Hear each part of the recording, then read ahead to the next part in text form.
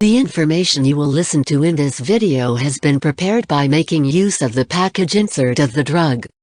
If the video is useful for you, don't forget to like the video and subscribe to the channel for support. Zyrtec, which is in the group of antihistamine drugs, is available in 10 mg tablets. The active ingredient of Zyrtec is Cetirizine. Zyrtec is available in generic form and over the counter. What is Zyrtec and what is it used for? Zyrtec is an antihistamine that treats symptoms such as itching, runny nose, watery eyes, and sneezing from hay fever and other allergies, such as allergies to molds and dust mites.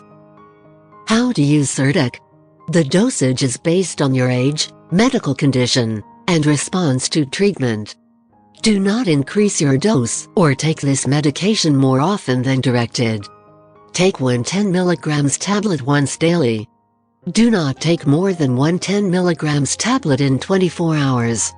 A 5 mg product may be appropriate for less severe symptoms. Tell your doctor if your allergy symptoms do not improve, if your hives do not improve after 3 days of treatment, or if your hives last more than 6 weeks. What should I know before using Zyrtec?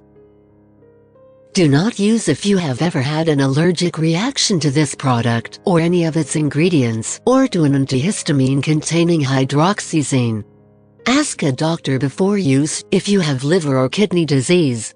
Your doctor should determine if you need a different dose. Ask a doctor or pharmacist before use if you are taking tranquilizers or sedatives. When using this product, drowsiness may occur. Avoid alcoholic drinks. Alcohol, sedatives, and tranquilizers may increase drowsiness. Be careful when driving a motor vehicle or operating machinery.